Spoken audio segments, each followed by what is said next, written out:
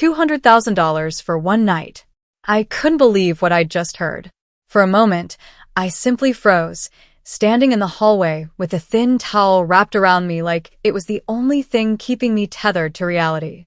My stepfather, Derek, was just a few feet away, leaning slightly against the wall, his eyes fixed on me. That look, the combination of calculated confidence and raw desire, made my stomach twist. It was rehearsed in every terrifyingly precise detail. "Dubua, what the hell is wrong with you?" I managed to yell, backing away as fast as I could. My voice wobbled, but I forced the anger through. It was a mixture of disbelief, fury, and something deeper, pure disgust. I'm Alyssa, 33 years old now, married with 2 kids, and thankfully far removed from that terrified young woman standing in that hallway. At 25, I was fresh out of college, drowning in student loan debt, and trying to carve out a life as an assistant professor at a small community college. I was struggling to make ends meet, just barely covering rent and groceries, my dreams of independence constantly pressing down on me like a weight I couldn't shake. My dad had moved abroad when I was a teenager, leaving a silence in our lives that never fully healed. My mom, Vanessa, had married Derek when I was 20, and from the start I never trusted him. He was 50 years old, wealthy, and provided her with everything she thought she needed. My mom adored him, or at least she pretended to, but I could never see the same in him. That afternoon, I had gone for a long jog under the sweltering sun, the sweat soaking through my clothes. Returning home, I noticed a note on the kitchen counter. "Gone to visit a friend. Be back soon." Mom and Derek had gone grocery shopping, the note read. Perfect. I thought I had the house to myself. A private moment to shower and finally shed the stress clinging to me. Stepping out of the bathroom wrapped in a towel, I turned the corner, and there he was. Derek, standing there as though he had been waiting, his smirk chilling in its casual arrogance. My heart plummeted. "You're beautiful," he said, his voice low, testing me. Not a compliment. Something darker. I froze, my brain screaming for me to run, yet my feet felt glued to the floor. Then he said the words that would haunt me for weeks. $200,000 for one night. The air left my lungs. My mind scrambled, unable to comprehend what I was hearing. I can't believe you just said that," I stammered, voice shaky. "Are you insane?" He didn't flinch, didn't even try to hide his amusement. "Think about it, Alyssa. 200 grand. You could pay off your loans, start fresh. No one would ever know." My hands shook with a mix of rage and fear. My stepfather, my mother's husband, was trying to buy me. And he had the audacity to speak as though this was a normal, reasonable business proposition. I bolted down the hallway, slammed my bedroom door, and locked it behind me. Pressed against the door, I tried to steady my breath. Panic twisted inside me. What was I supposed to do? Who could I turn to? Vanessa wouldn't believe me. She never had. This, whatever this was, would be twisted into my fault somehow. Tears burned my eyes, but I refused to let them fall. Through the thin walls, I could hear Derek moving around the living room as though nothing had happened. My stomach churned at his audacity. Minutes stretched into what felt like hours, each second heavier than the last. Then, the front door opened. Vanessa's voice carried into the hallway, light, casual, as if it were any other evening. Relief mixed with dread. "She's home. But she won't believe me." I took a deep breath. "Mom, I need to talk to you alone." Vanessa looked up, brow furrowed. "What is it?" Her tone was sharp, impatient more than concerned. I gestured toward the kitchen, forcing my voice steady. "Can we talk in private?"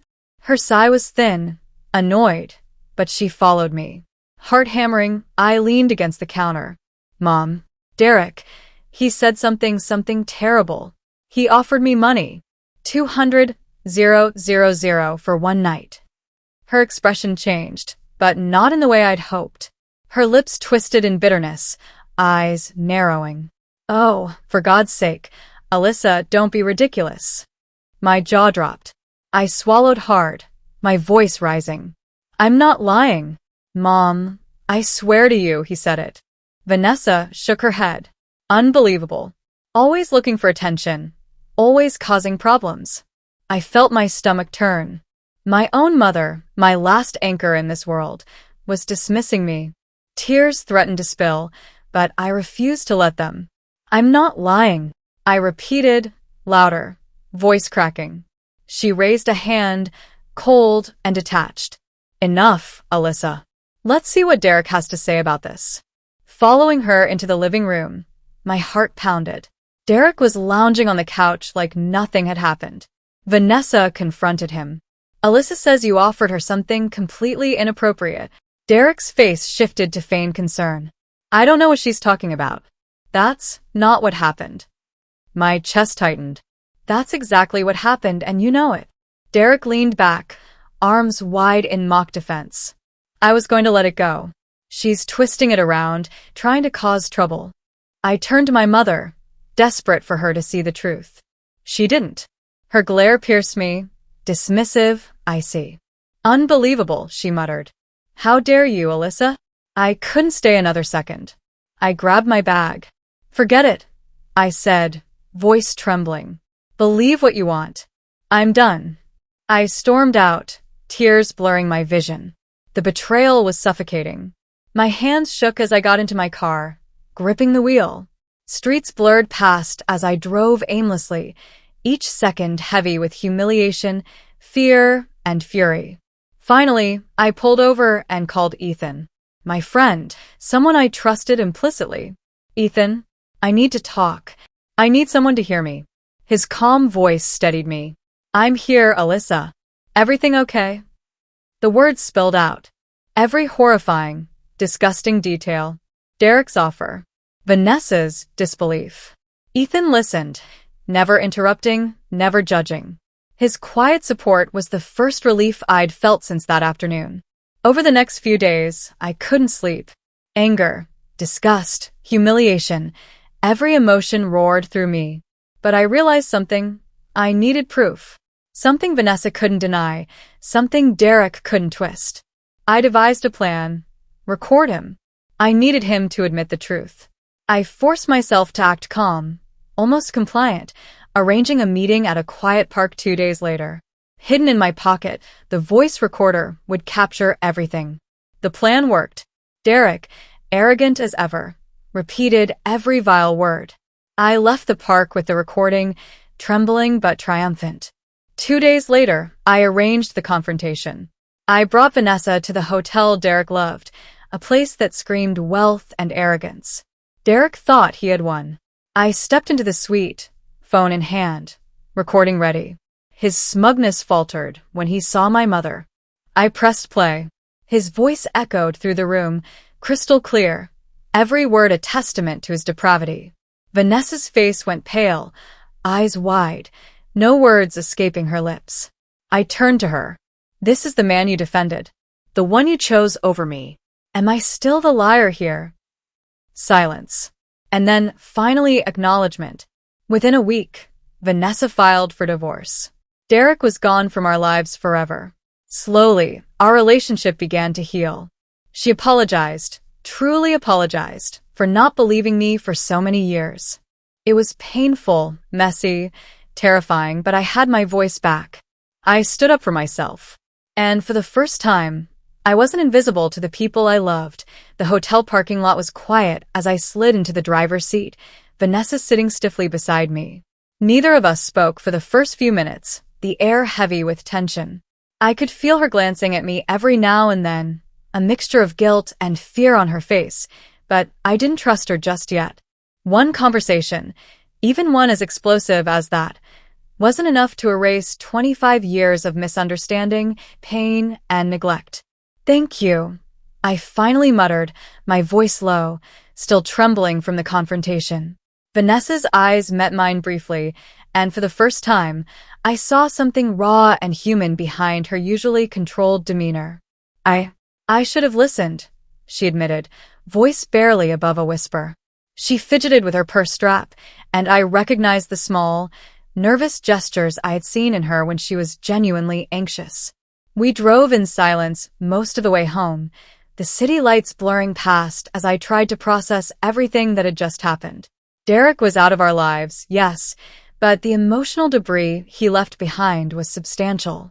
The house felt different without him there, but it didn't automatically feel safe. That had to be rebuilt. Trust, once broken, isn't something you can instantly repair. When we arrived at my apartment later that evening, Vanessa lingered at the door, clearly unsure whether to step inside. I took a deep breath. "Come in, please." She hesitated, then stepped across the threshold. I led her to the living room, gesturing toward the couch. "Sit. We need to talk, really talk." Vanessa sat, crossing her arms tightly over her chest. "I don't even know where to start," she confessed, eyes downcast. "Start here," I said firmly. "I've spent my whole life being dismissed by the people I should have been able to trust most. You, Dad, Derek, all of you. And, for the first time, I had proof. Proof that I wasn't lying, proof that what happened wasn't my fault. I want you to understand that." She nodded slowly, biting her lip. I do understand, Alyssa. I can't imagine what you felt. I wasn't just blind. I was complicit. I failed you. I failed my own daughter." Her words were tentative but sincere. For the first time, I felt a crack in the wall that had built up between us over the years. I let myself believe, just a little, that maybe, finally, my mother could see me as more than just a shadow of my twin sister, Lily, who had died when we were 7. We spent the next hour talking, not just about Derek, but about everything. My mother listened as I recounted my years of struggle, the constant financial stress, the loneliness of growing up without a father figure, and the way her favoritism had shaped my adolescence. She didn't interrupt, didn't try to twist my words. She simply listened, and for the first time, I felt validated. By the time she left, there was still tension, but there was also a fragile sense of understanding. It wouldn't be easy, healing never is, but it was a start. The long recovery. The following weeks were surreal. Derek's absence was almost dreamlike. The house, once suffocating, now felt strangely open. I no longer had to navigate his oppressive presence, and even though Vanessa's apology was only the first step, it lifted a weight I hadn't realized I was carrying. I found solace in small routines. Cooking dinner for myself, walking around the neighborhood without feeling watched, and diving into work at the college became therapeutic. The stress that had once dominated my life, the constant worry about bills, about Derek, about proving myself, now had room to breathe. It didn't vanish, but it felt manageable for the first time. Ethan became my anchor during this period. He called every day, sometimes multiple times, to check in. Sometimes we met for coffee. Other times, he came over to just sit quietly with me while I sorted through the mental chaos Derek had left behind. One evening, after a long day grading papers, I found myself sitting on the porch with a cup of tea, Ethan beside me. The sunset painted the sky in oranges and purples, and for a moment, everything felt normal. "You okay?" he asked softly, glancing at me. I nodded, tears pricking at the corners of my eyes. "I think for the first time in years, I feel like I might actually be okay." He reached over, brushing a stray lock of hair from my face. "You've been through hell, Alyssa. Anyone would be shaken. But you stood up for yourself. You didn't let him win, and you didn't let anyone twist your truth. That takes courage." Hearing him say that, seeing the genuine admiration in his eyes, filled me with warmth I hadn't felt in a long time. I realized how isolated I had been, how much I had been surviving on my own, and how rare it was to find someone who truly understood and supported me. A new beginning. As the weeks turned into months, my relationship with Vanessa slowly evolved.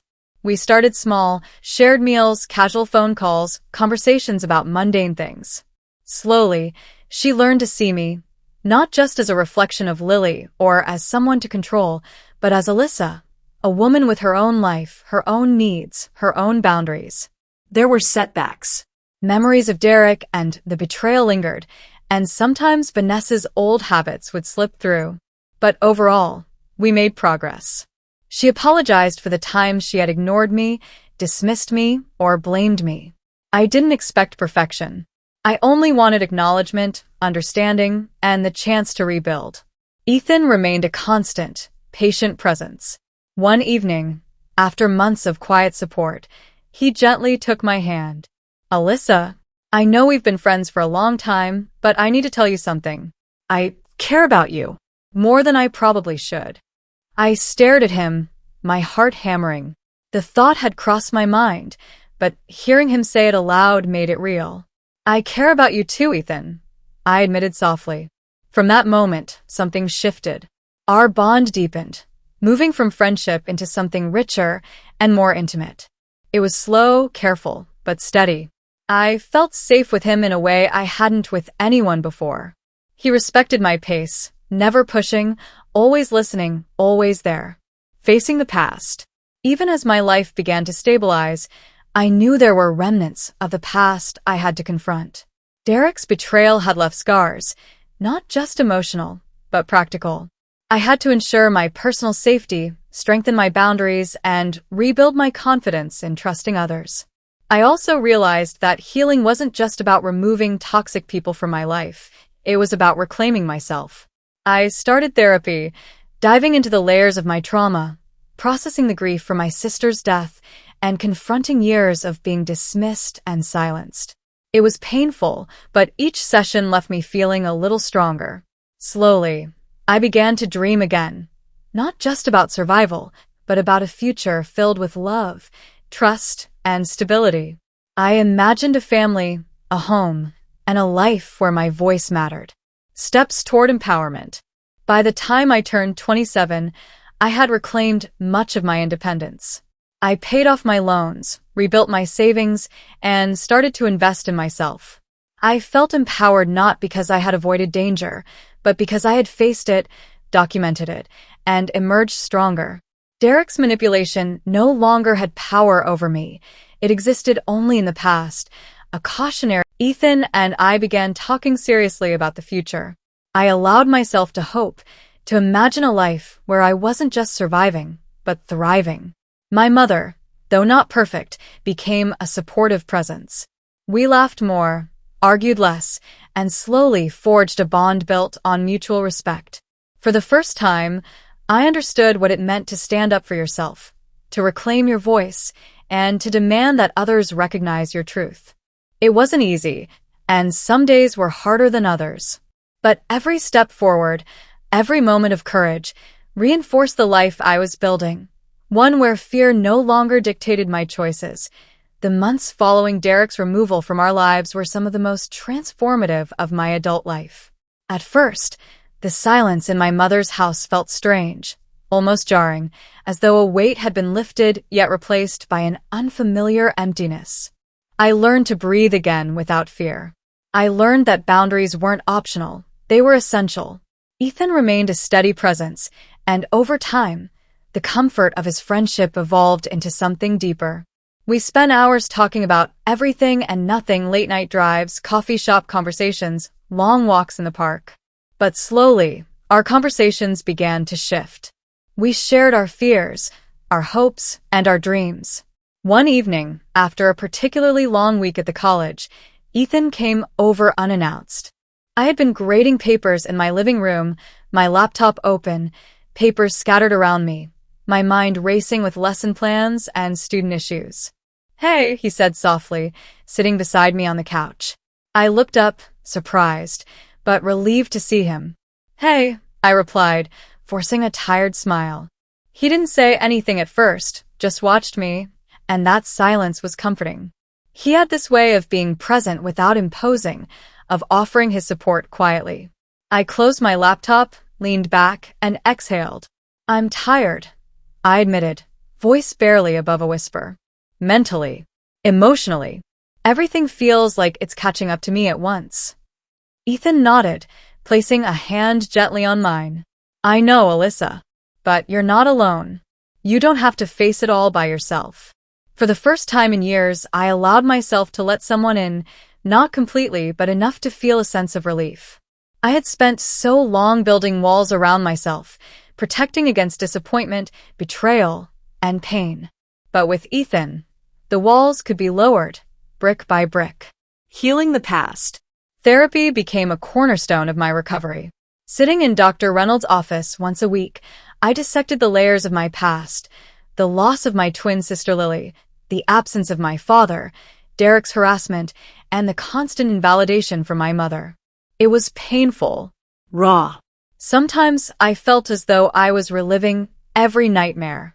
But slowly, patterns became clear. I began to understand the mechanisms I had built to survive: withdrawal, people-pleasing, and the internalized belief that my voice didn't matter. Recognizing these patterns was only the first step. Learning to dismantle them and rebuild a healthier self-image was the real challenge. Dr. Reynolds often reminded me, healing isn't linear, Alyssa. You'll have setbacks, but each step forward is progress. You're reclaiming your power. And she was right. Every time I felt the weight of Derek's manipulation pressing on me, I reminded myself, I am not his victim. I am my own person. Rebuilding relationships. My relationship with Vanessa was also evolving. We began with cautious steps, shared meals, brief conversations, but over time, our interactions deepened. She apologized repeatedly, not just for Derek, but for the years of dismissiveness. "Why did it take me so long to see you, Alyssa?" she asked one evening over dinner, eyes glistening with unshed tears. I took a deep breath, feeling the mix of anger and relief. "I think it took me standing up for myself, Mom. For you to see me as I really am, you needed proof. Not just of Derek's actions, but of my strength. I'm still me, the daughter you had all along, but I had to fight for your recognition." She nodded, wiping her eyes. "I see you now, Alyssa. Truly. And I promise to try harder, to be better for you. It wasn't perfect. It wouldn't be overnight. But for the first time, I felt the possibility of a genuine mother-daughter relationship. Professional growth. At work, I began to thrive. The confidence I had regained after confronting Derek and repairing my relationship with my mother spilled into my professional life.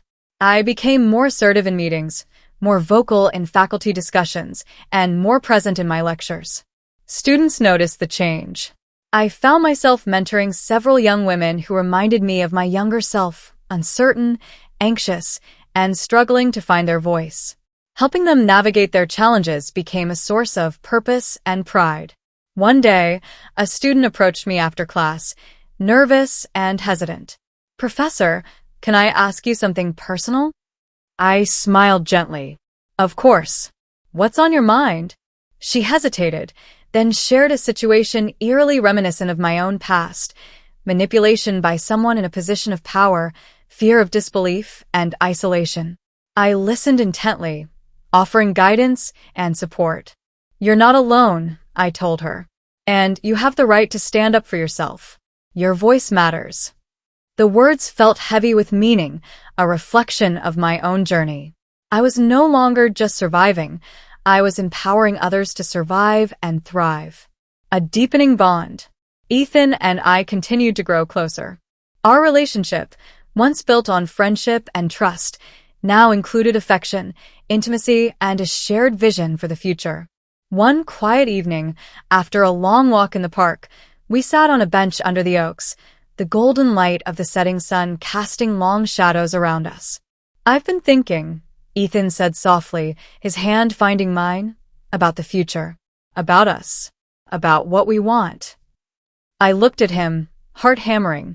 And I want you," he said simply. "Not just as a friend, not just as someone I care about. I want to build a life with you. I want to be there through everything, the good and the bad. If you'll have me."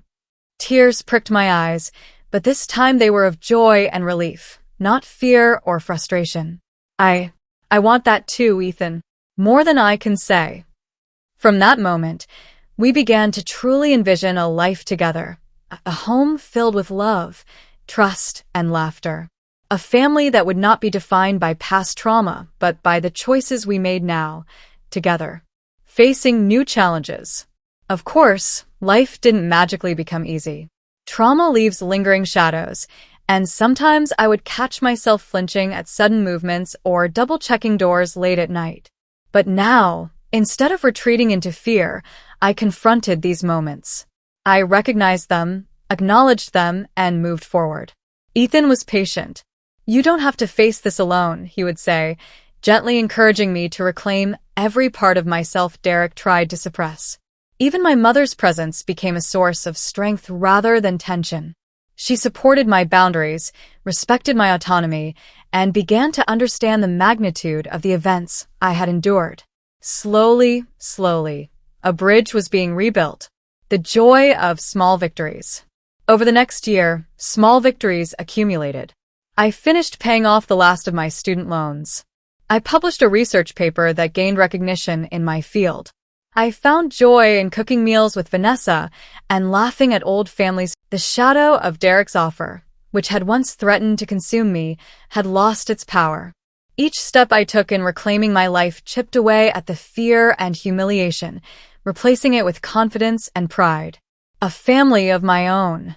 By the time I turned 30, Ethan and I were married in a small, intimate ceremony surrounded by friends and family who truly supported us.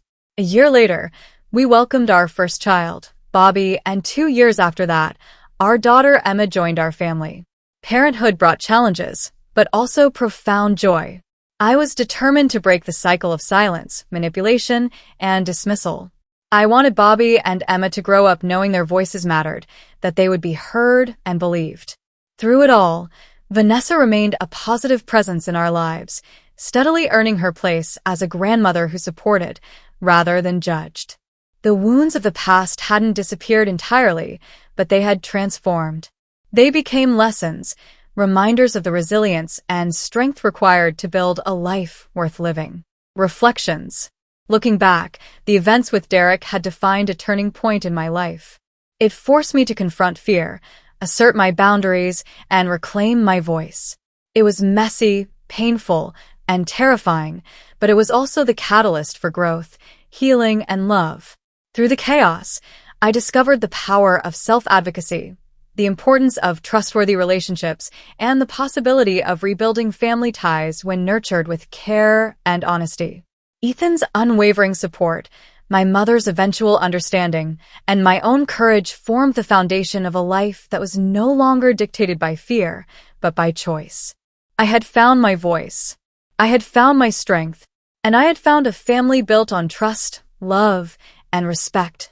The life I had always dreamed of. The months after our wedding passed in a blur of joy, small challenges, and new routines. Ethan and I settled into our life together, and each day felt like a small victory, proof that we could create a future without fear, manipulation, or doubt. Vanessa had grown into a role as a mother and grandmother in a way I had never expected. She was present, supportive, and genuinely proud, though her love was still tinged with the caution of someone learning to trust herself as a parent again. I continued teaching at the college, and the confidence I had gained over the years was now visible in every lecture, every interaction with students. I had become a mentor, an advocate, someone who could guide others through their struggles with authenticity and empathy. Helping young women recognize their worth became one of my greatest joys, a purpose born from my own pain and resilience. Ethan and I had Bobby and Emma, and our small family became the center of my world. Each laugh, each milestone, each bedtime story was a reminder of how far I had come. The nightmares of Derek's manipulation, the betrayal of a mother who didn't believe me, and the years of self-doubt had transformed into strength, love, and hope. One evening, as I tucked Emma into bed, Bobby climbing onto the bed beside her, I felt a wave of gratitude. For the first time, my life was entirely my own. I had chosen it, fought for it, and now lived it fully. Later, sitting on the porch with Ethan, the sunset painting the sky in shades of gold and pink, I reflected on everything.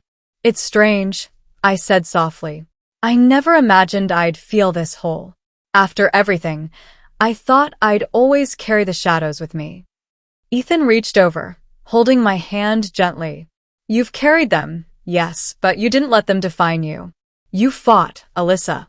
You stood up for yourself, reclaimed your voice, and built something beautiful from the pieces left behind."